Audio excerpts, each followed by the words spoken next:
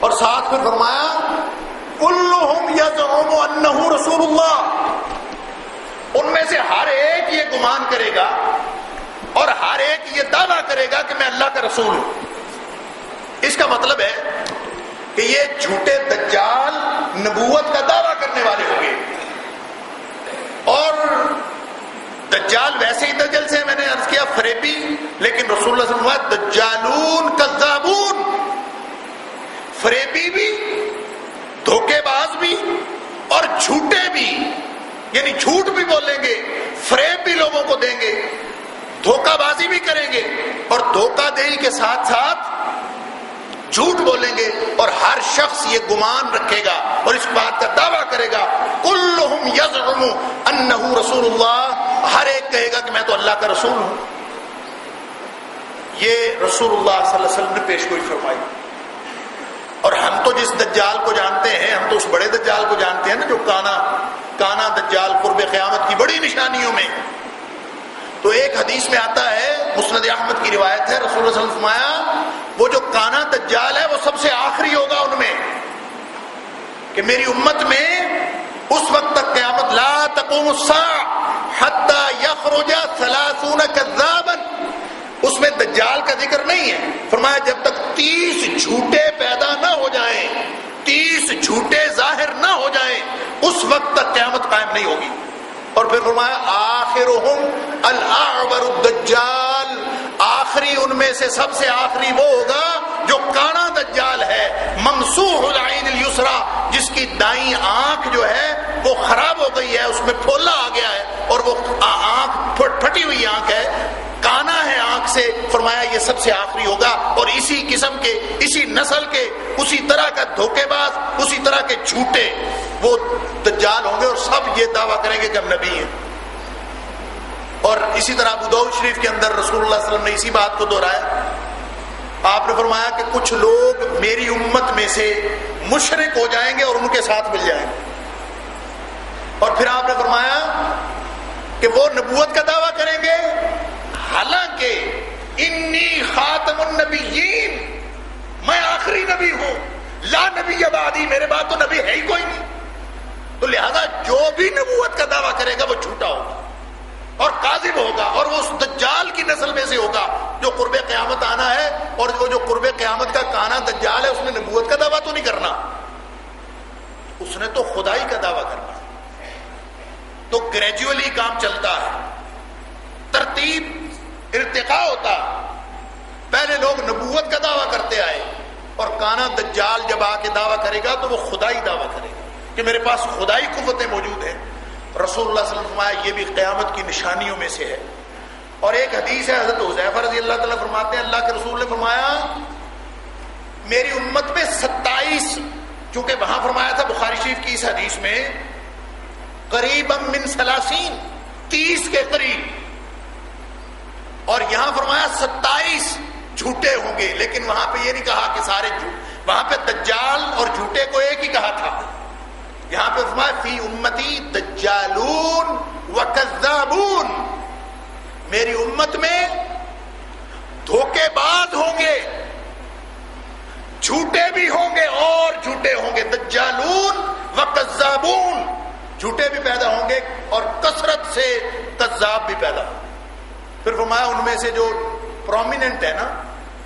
نمایاں ہے، وہ 27، وہ 27 ہوں گے، اور پھر ساتھ فرمایا کہ منہم 4 نسوۃ، اس میں سے 4 خواتین بھی ہوں گی، یعنی 1,24,000 نبیوں میں تو کوئی نبیہ عورت آئی نہیں، تو جھوٹے نبیوں میں 4 عورتیں بھی ہوگی۔ یہ رسول اللہ صلی اللہ علیہ وسلم نے پیش گوئی فرمائی اور قیامت کی نشانیوں میں سے نشانی بتائی۔ اللہ اکبر۔ پھر آپ نے ساتھ یہ فرمایا کہ انی خاتم النبیین، میں آخری نبی ہوں، لا نبی بعدی، کسی کے نبوت کے دھوکے میں نہیں آ جانا، جتنا مرضی کوئی نیک ہو، جتنا مرضی بظاہر وہ جس نے نبوت کا دعویٰ کیا اس کے جھوٹا ہونے کی یہی دلیل ہے، یہی سب سے بڑی دلیل ہے کہ وہ جھوٹا ہے، جتنا مرضی شوبدے دکھاتا ہو، جتنا مرضی اس کے پاس کرامات ہو، اور لوگ کرامات کی وجہ سے، یہ 4-5 جھوٹے نبی تو حضرت ابوبکر صدیق رضی اللہ تعالیٰ عنہ کے دور میں، بلکہ رسول اللہ صلی اللہ علیہ وسلم کی حیات طیبہ میں 2 لوگوں نے دعویٰ کر دیا، اس میں ایک مسیلمہ کذاب ہے اور ایک طلحہ بن خویلد ہے، جس کا اصل نام تو طلحہ تھا، بنو اسد سے تعلق رکھتا تھا، تو اس لیے اس نے نبوت کا دعویٰ کیا۔ وجہ کیا تھی؟ وجہ صرف یہ تھی کہ ایک شوبدہ اس کے ہاتھ میں آ گیا، اور حقیقت میں شوبدہ بھی نہیں تھا، یعنی قافلہ جا رہا تھا، قافلے کو پانی کی ضرورت تھی، قافلہ پانی ڈھونڈ رہا تھا، پانی مل نہیں رہا تھا، طلحہ نے ایسی ایک مقام کی نشاندہی کی کہ وہاں جائیں ادھر سے پانی مل جائے گا، اتفاق سے وہاں سے پانی مل گیا، اس نے اس کے بعد نبوت کا دعویٰ کر دیا کہ دیکھیں میری بات سچی نکل آئی، چونکہ میں نے پانی کی نشاندہی کی وہاں سے پانی نکل آیا، اس کا مطلب ہے میں نبی ہوں، اور نبوت کا دعویٰ کر دیا۔ طلحہ نام تھا، تصغیر عربی میں طلحہ تصغیر ہوتی ہے، جیسے ہم کسی کو اپنی زبان میں چھوٹا نام، اکرم کو مکری کہہ دیتے ہیں، تحقیر کی وجہ سے، نفرت کی وجہ سے، تو چونکہ طلحہ نے نبوت کا دعویٰ کیا رسول اللہ صلی اللہ علیہ وسلم کی حیات طیبہ میں، اور آپ کے بعد صحابہ کرام نے سب نے اس کو طلحہ کہنا شروع کر دیا کہ یہ تو جھوٹا ہے، اور اس کو تو طلحہ بھی نہیں کہنا چاہیے، اس کا نام بھی بگاڑ دیا گیا طلحہ، اور وہ طلحہ ہی کہا جاتا رہا۔ بعد میں کہتے ہیں جنگ بزاخہ میں جو حضرت ابوبکر صدیق رضی اللہ تعالیٰ عنہ نے ان کے خلاف لڑی تھی، اس میں یہ بھاگ گیا تھا وہاں سے، اور اس کی بھی بڑی دلچسپ داستان ہے کہ جب حضرت ابوبکر صدیق رضی اللہ تعالیٰ عنہ کی فوج نے طلحہ کی فوج پر چڑھائی کی، تو اس کے فوجی اس سے پوچھتے رہے کہ بتاؤ اب کیا وحی آئی ہے، اب کیا وحی آئی ہے، اوپر سے کیا حکم آ رہا، تو اب جھوٹے کو کیا حکم آنا تھا، تو پہلے تو ادھر ادھر کی باتیں کرتا رہا، جب بالکل اوپر پہنچ گئے تو اس نے کہا وحی آئی ہے کہ بھاگ چلو، لہذا خود بھی بھاگ گیا اور دوسروں کو بھی بھگا لیا، لیکن یہ بعد میں اس کی قسمت اچھی تھی، یہ مسلمان ہو گیا، طلحہ بعد میں پھر مسلمان ہو گیا، اس نے تجدید اسلام کر لی، اور انتہائی مخلص مسلمان کی حیثیت سے یہ پھر عالم اسلام کی طرف سے کافروں کے ساتھ جنگیں لڑتا رہا، اور حضرت عمر فاروق رضی اللہ تعالیٰ عنہ کے دور میں ایرانیوں کے خلاف، مجوسیوں کے خلاف لڑتے ہوئے جنگ نہاوند میں یہ شہید ہو گیا عالم اسلام کی طرف سے، اللہ تعالیٰ نے اس کی قسمت اچھی کی تھی اور مسلمان ہو گیا، اور بعد میں شہید بھی ہو گیا اسلام کی طرف سے۔ مسیلمہ مارا گیا حضرت ابوبکر صدیق رضی اللہ تعالیٰ عنہ کے خلاف جنگ، اسی دوران بنو تغلب کی سجا بنت حارث رسول اللہ صلی اللہ علیہ وسلم کی پیشگوئی کے مطابق اس میں 4 عورتیں بھی تو ہیں،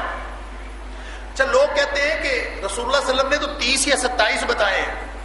جبکہ اللہ کے رسول صلی اللہ علیہ وسلم سے لے کر آج تک 1500 سال میں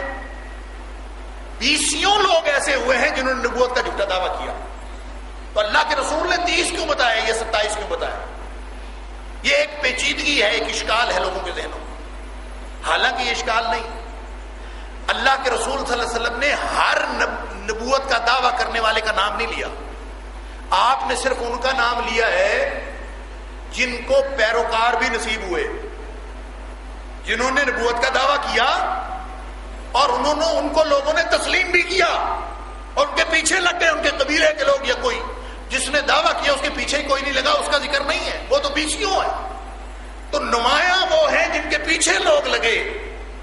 اور ان کے ذریعے سے آگے ان کی دعوت بھی پھیلی، وہ جس بھی وجہ سے پھیلی۔ اب مسیلمہ تھا تو مسیلمہ کے پیروکار اس لیے اس کے پیروکار زیادہ تھے کہ اس نے لوگوں کو رعایتیں دی ہوئی تھیں، اور جب سجاح کے ساتھ اس نے شادی کی، یعنی وہ بے حیائی کی عام اجازت دے دیتا تھا، اور ہر طرح کی وہ باتیں جو برائی چاہنے والے تو اکثر ہوتے ہیں نا، اگر کوئی آج کے دور میں نبوت کا دعویٰ کرے اور لوگوں کو بے حیائی کی اجازت دے دے، نمازیں ویسے معاف کر دے، تو اس کی نبوت بھی چمک جائے گی۔ یہ پیدا ہوئے ہیں کئی صوفی اس طرح کے، جو کہتے ہیں نہ داڑھی رکھنے کی ضرورت ہے، نہ نماز پڑھنے کی ضرورت ہے، نہ مسلمانوں کی طرح شکل و شباہت بنانے کی ضرورت ہے، لیکن کہتے ہیں اسلام دل کا اسلام ہے، اور ساری کی ساری جو سارا اسلام کا جو نظام ہے وہ سارا کا سارا روحانیت میں ہے، اور روحانیت کا تعلق دل سے ہے، لہذا ظاہری طور پر جیسے مرضی بن کے پھرتے رہے، اصل میں دل میں اسلام ہونا چاہیے۔ اس طرح کے فتنے اٹھانے والے ان کی بڑی مارکیٹ ہے، اور سکہ رائج الوقت ہمیشہ یہ رہا ہے کہ جو لوگوں کو رعایتیں دیتا ہے، اسلام تو پابندیوں کا نام، اسلام پابندیوں کا نام۔ مسلمہ نے رعایتیں دی، اور جب اس سجاح جو بنو تغلب کی خاتون تھی، اس نے جب شادی کی اس سے، اس نے سوچا میں بھی نبیہ ہوں، یہ بھی نبی ہے، تو نبیہ اور نبی کی شادی ہو جانی چاہیے۔ کذاب، جھوٹے، اور شادی ہوئی تو شادی کی خوشی میں مسلمہ نے اپنے پیروکاروں کو عشاء کی اور فجر کی نماز معاف کر دی۔ جھوٹے کا کیا، جو مرضی کرے۔ تو مسلمہ تو مارا گیا، لیکن اس سجاح کی بھی قسمت اچھی تھی، یہ بعد ازاں مسلمان ہو گئی، وہاں سے بھاگ گئی تھی، بعد ازاں مسلمان ہو گئی۔ اس کے علاوہ بھی ایک اور شخص تھا جو اسود عنسی کے نام سے مشہور ہے، اصل میں اس کا نام ابہلا یا ایہلا تھا، اور یہ سیاہ فام شخص تھا، اس نے بھی نبوت کا دعویٰ کیا اور رسول اللہ صلی اللہ علیہ وسلم کی زندگی میں کیا۔ یہ طلحہ تو بعد میں مسلمہ اور ابہلا کا رسول اللہ صلی اللہ علیہ وسلم کی حیات طیبہ میں، اور ابہلا کے خلاف رسول اللہ صلی اللہ علیہ وسلم نے خود، یہ یمن کا رہنے والا تھا، اللہ کے رسول صلی اللہ علیہ وسلم نے خود اس کے خلاف ایک مہم بھیجی، اور رسول اللہ صلی اللہ علیہ وسلم کی حیات طیبہ میں ہی اس کا صفایا کر دیا گیا۔ خیر، میں یہ ساری تمہید اس لیے باندھی ہے کہ یہ رسول اللہ صلی اللہ علیہ وسلم کی بتائی ہوئی نشانیوں میں قیامت تک 30 کے قریب آنے ہیں، جن کو پیروکار بھی نصیب ہوئے، جن کو لوگ مانتے بھی ہیں، جن کو لوگ کرنی کرامت والا مانتے ہیں، کرنی والا مانتے ہیں، اور ان میں سے ایک جھوٹا تقریباً 1 صدی پہلے ہمارے بر صغیر میں بھی ہوا، جس کا نام تھا غلام احمد قادیانی، اور اس کے جھوٹا ہونے کے کئی ثبوت ہیں، اور سب سے بڑا ثبوت یہ کہ رسول اللہ صلی اللہ علیہ وسلم نے فرمایا جو نبوت کا دعویٰ کرے یہی اس کے جھوٹا ہونے کی دلیل ہے، اور اس نے بھی بڑے پینترے بدلے، تاریخ میں آپ نے تفصیلات پڑھی ہوں گی کہ کبھی اس نے مسلح کہا، کبھی اس نے اپنے آپ کو بروزی نبی کہا، کبھی کچھ، اور بالآخر اس نے کہا کہ میرے اوپر وحی آتی ہے، میں بھی نبی ہوں۔ کبھی مسیح بھی اپنے آپ کو کہا، مختلف باتیں کرتا رہا۔ تو اس کے جھوٹا ہونے کے ویسے تو بہت ساری چیزیں ہیں، بہت ساری باتیں ہیں، لیکن شیخ ثناء اللہ امرتسری رحمۃ اللہ علیہ، اس کے ساتھ شیخ ثناء اللہ کے، مولانا ثناء اللہ امرتسری کے مناظرے چلتے رہے، اور ان مناظروں میں سوال و جواب بھی ہوتے رہے۔ تو بالآخر 1907 میں، اپریل 1907 میں اس نے خود، مرزا غلام احمد قادیانی نے حضرت ثناء اللہ امرتسری سے مباہلہ کیا، اور مولانا ثناء اللہ امرتسری آپ سب نے نام سنا ہوگا، مناظر اسلام تھے، اور اس جامع المبارک کی یہ سعادت ہے کہ مولانا ثناء اللہ امرتسری اس مسجد میں جمعہ پڑھا چکے، اور مولانا ثناء اللہ امرتسری نے جو اس کو جھوٹا ثابت کیا تھا، تو اس نے ان کا جواب دینے کے لیے 1907 میں یہ کہا، اپریل میں، کہ میں تم سے مباہلہ کرتا ہوں، اور مباہلہ یہ ہوتا ہے کہ بد دعا کرنا ایک دوسرے کے خلاف، کہ جو سچا ہے اس کی سچائی ثابت ہو جائے، اور یہ اپنے آپ کو مستجاب الدعوات کہتا تھا کہ میری دعائیں اللہ قبول کر لیتا، اور بہت جگہوں پہ اس نے لکھا ہے کہ مجھے وحی آئی ہے کہ مجھے اللہ نے کہہ دیا تو جو کہے گا قبول جائے۔ اس نے پھر یہ جو مباہلہ کیا، صرف کہا نہیں، لکھا، حضرت ثناء اللہ امرتسری کو خط لکھا کہ میں نے اللہ سے دعا کی ہے کہ اللہ ہم دونوں میں جو جھوٹا ہے وہ دوسرے کی زندگی میں فوت ہو جائے، دوسرے کی زندگی میں فوت ہو جائے، اور ساتھ یہ دعا کی ہے کہ وہ کسی حادثے میں فوت نہ ہو بلکہ موذی بیماری سے فوت ہو، کسی وبائی مرض سے فوت ہو، یہ میں نے دعا کی ہے۔ لہذا اسی کی دعا کے مطابق اللہ تعالیٰ نے سچے کے سچ کو ثابت کیا، جھوٹے کے جھوٹ کو ثابت کیا. اور 1908 میں حضرت ثناء اللہ امرتسری رحمۃ اللہ علیہ کی زندگی میں اس کی موت واقع ہوئی، اور یہ مرا اور حیضے کے مرض سے مرا، اور اللہ تعالیٰ نے ثابت کر دیا اس کے اپنے کہنے کے مطابق کہ اللہ جھوٹے کا جھوٹ ثابت کر دے، سچے کی سچائی ثابت کر دے. اور اللہ تعالیٰ نے ثابت کی کہ سچا کون ہے اور جھوٹا کون. تو ویسے تو رسول اللہ صلی اللہ علیہ وسلم نے فرما دیا جو نبوت کا دعویٰ کرے گا وہ جھوٹا، جتنی مرضی کرامتیں رکھے. تو ایک اور دلچسپ بات اس کے جھوٹا ہونے کی، جس سے شاید اکثر لوگ آپ میں سے ناواقف ہوں گے، کہ میرے پردادا رحمت اللہ علیہ حضرت محی الدین عبد الرحمن، میرے دادا جی کا نام تھا مولانا محمد علی، میرے والد صاحب کا نام تھا مولانا محی الدین، میرے والد صاحب کے والد صاحب مولانا محمد علی رحمت اللہ علیہ، وہ 45 سال مدینہ شریف میں رہے اور مسجد نبوی میں درس حدیث دیتے رہے.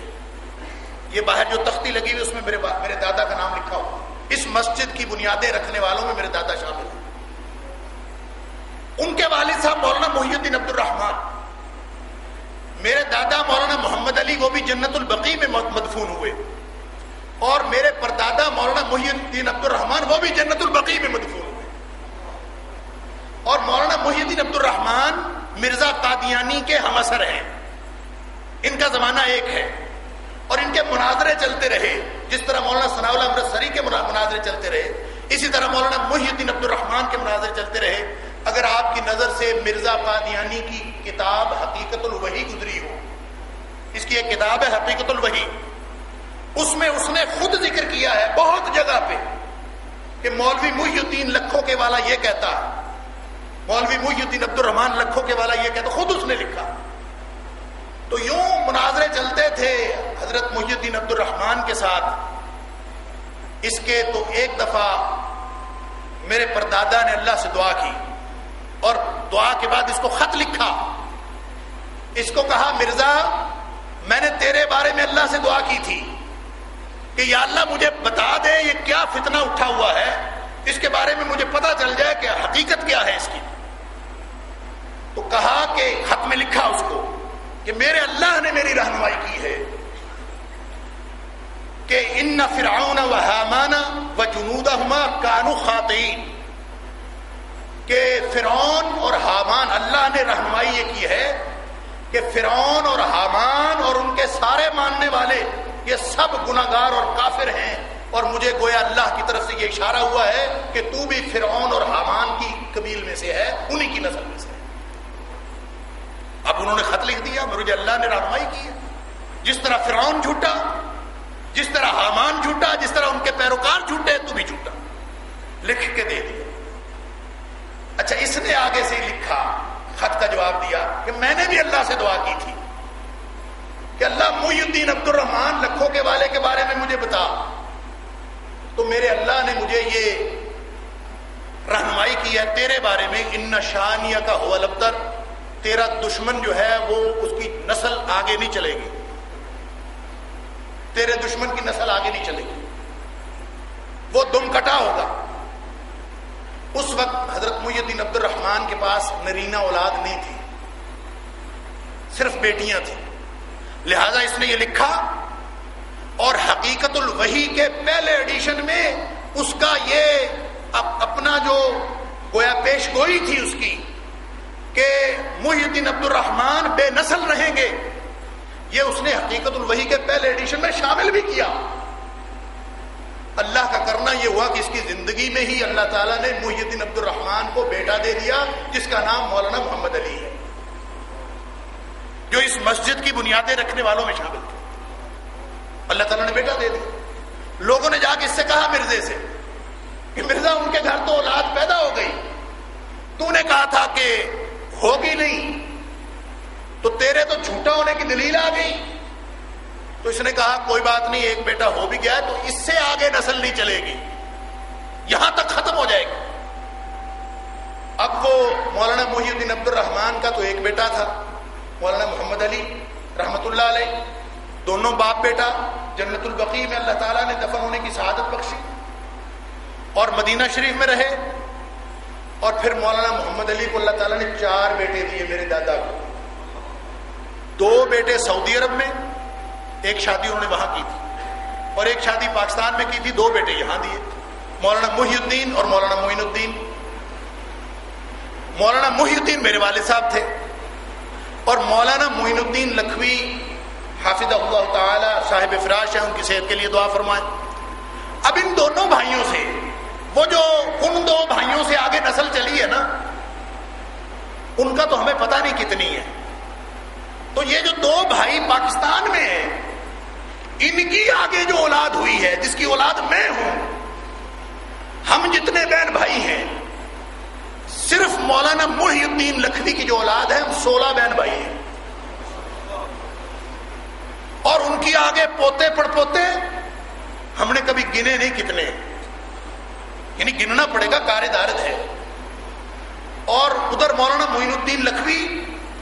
ان کو اللہ تعالیٰ نے بیٹے بیٹیاں ملا کے 10 اولاد عطا فرمائی. ثانیہ ہے. اللہ تعالیٰ ہمیں نصیحت پکڑنے کی توفیق عطا فرمائے. میں معذرت چاہتا ہوں، ٹریفک کے بلاک ہونے کی وجہ سے میں لیٹ ہو گیا. 11:40 سے میں وہاں پہ چلا تھا. کوئی ڈیوس روڈ پہ کوئی خاص مسئلہ تھا آج، واللہ اعلم. اللہ تعالیٰ ہم سب کی غلطیاں کوتاہیاں معاف فرمائے. وآخر دعوانا الحمدللہ رب العالمین. پورے شوال کے مہینے میں رکھ سکتے ہیں یا شروع میں رکھنے ضروری؟ دیکھیں، شروع میں رکھنے ضروری نہیں ہے، اور نہ ہی یہ 6 اکٹھے رکھنے ضروری ہیں. لیکن افضل بات بہرحال یہی ہے کہ 1 شوال کو عید منانے کے بعد اگلے دن سے آپ روزے رکھنے شروع کر دیں، اور 6 پورے کرنے کے بعد پھر آپ سمجھیں کہ روزے ختم ہو گئے. اگر تو یہ کریں تو یہ بہتر بات ہے، لیکن ضروری نہیں ہے.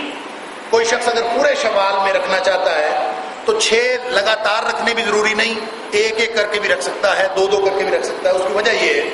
کہ حدیث کے جو الفاظ ہیں وہ ہیں ثم اتبعہ من شوال. اتبعہ کا مطلب ہے رمضان کے بعد فوراً پیچھے رکھے، بہتر بات ہے. لیکن چونکہ من شوال فرمایا ہے، پورے مہینے میں سے کوئی 6 روزے تاریخ رسول اللہ صلی اللہ علیہ وسلم نے مقرر نہیں فرمائی، یہ آسانی ہے امت کے لیے. لہذا پورے شوال میں جب بھی پورے کر لیے جائیں انشاءاللہ اللہ تعالیٰ وہ ثواب دے دے گا. شہر اعتکاف میں خواتین بغیر محرم کے بیٹھتی ہیں، کیا یہ جائز ہے؟ اس کی کوئی ضرورت نہیں ہے سوال پوچھنے کی اور جواب بتانے کی. یہ انڈرسٹوڈ بات ہے کہ جو عورت بغیر محرم کے 1 رات بھی باہر گزارتی ہے، رسول اللہ صلی اللہ علیہ وسلم فرماتے ہیں کہ وہ زانیہ ہے، اور چاہے اس نے کچھ بھی نہ کیا ہو. تو یہ نفلی عبادت کے لیے اس طرح سے بیٹھنا بغیر محرم کے یہ درست نہیں ہے. کہ کسی نے آیت لکھی ہے کہ اس آیت کا مفہوم بتائیں، انشاءاللہ رکھیں گے کسی دن جمعہ اس آیت کا مفہوم بتانے کے لیے. اللہ تعالیٰ ہم سب کو توفیق عطا فرمائے. میں نے وعدہ کیا تھا پچھلے جمعے کہ چونکہ ہمارا اعمال کے ضائع ہونے کے جو اسباب ہیں اس میں کچھ باتیں باقی تھیں، تو میں نے عرض کیا تھا کہ ہر جمعے میں 1 آدھ بات اس میں ایڈ کر لیا کریں گے تاکہ جو باتیں رہتی ہیں وہ بھی پوری ہو جائیں. تو ایک بات عرض کرتا ہوں کہ رسول اللہ صلی اللہ علیہ وسلم کے فرمان کے مطابق کوئی شخص اگر کتا رکھتا ہے، کتا پالتا ہے کوئی شخص، اس کتا پالنے کی وجہ سے روزانہ اس کے عمل میں سے 1 قرات کمی ہو جاتی ہے. صحیح حدیث ہے، رسول اللہ صلی اللہ علیہ وسلم من امسک کلبن، جس نے کسی نے 1 کتا رکھا تو اس کے فإنه ينقص كل يوم من عمله قيرات، ہر دن کے بدلے میں 1 قرات اس کے عمل میں سے کمی ہوتی رہتی ہے. اور 1 قرات سے مراد کیا ہے؟ نسائی شریف کی حدیث کے مطابق 1 قرات جو ہے وہ احد پہاڑ سے بھی بڑا ہے. اتنے عمل روزانہ ضائع ہو جاتے ہیں. پھر آپ نے 2 استثناء بیان فرمائے، الا کلب حرث او ماشیہ. 2 قسم کے کتے رکھنے کی اجازت ہو سکتی ہے، وہ اس سے مستثنا ہے. ایک مویشیوں کی حفاظت کے لیے اور ایک کھیتی کی حفاظت کے لیے. اگر کوئی شخص کھیتی باڑی کی حفاظت کے لیے رکھتا ہے یا مویشیوں کی حفاظت کے لیے رکھتا ہے اس کے عمل میں کمی نہیں ہوگی. باقی جو بھی کوئی کتا پالتا ہے اس کے اعمال میں کمی ہوتی ہے. اللہ تعالی ہمیں اس طرح کے اعمال سے بچنے کی اور محفوظ رہنے کی توفیق عطا فرمائے.